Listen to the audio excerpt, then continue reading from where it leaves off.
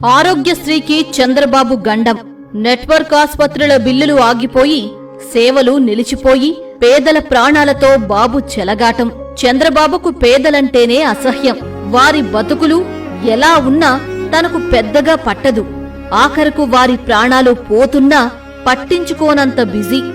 చంద్రబాబు ఎంతసేపు తన అనుయాయులకు బిల్లులు ఇప్పించడం, కమిషన్లు ఇవ్వడం, భూములు కేటాయించడం, వారి సంపద పెంచడంపైనే దృష్టి తప్ప ప్రజల కష్టనష్టాలు ఆయనకు అనవసరం.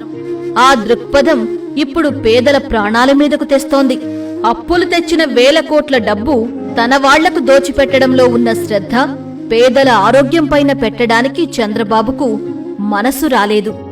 ఆరోగ్యశ్రీ నెట్వర్క్ ఆస్పత్రులకు ఇవ్వాల్సిన 2500 కోట్ల బిల్లులను అలానే పెండింగ్లో ఉంచేసి వెనక డోర్ నుంచి నిధులన్నీ తన వాళ్ల జేబుల్లోకి పారిస్తున్నారు.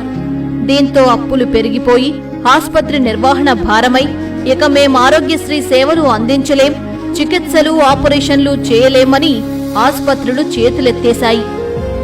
ఆరోగ్యం అత్యవసరం. ఏమాత్రం నిర్లక్ష్యం చేసినా ప్రాణాలకు ముప్పు. ఇలాంటి అంశం మీద తక్షణం స్పందించాల్సిన చంద్రబాబు అటు తన వాళ్లకు డబ్బు దోచిపెట్టడంలో బిజీ అయిపోయి ఆస్పత్రులకు బిల్లులు ఆపేశారు. దీంతో ఇప్పుడు వాళ్లు సేవలు ఆపేసి నిరసన వ్యక్తం చేస్తున్నారు. ఇటు చంద్రబాబు పేదల ప్రాణాలతో పందెమాడుతున్నారు. గుండె జబ్బులు, ఆర్థోపెడిక్, నెఫ్రాలజీ వంటి సేవలందించే ఆస్పత్రులు ఆపరేషన్లు ఆపేసి ప్రభుత్వం వైపు బిల్లుల కోసం ఆశగా చూస్తున్నాయి. చంద్రబాబు ప్రభుత్వం మాత్రం డబ్బులివ్వకుండా ప్రజల ప్రాణాలతో ఆటలాడుతున్నారు.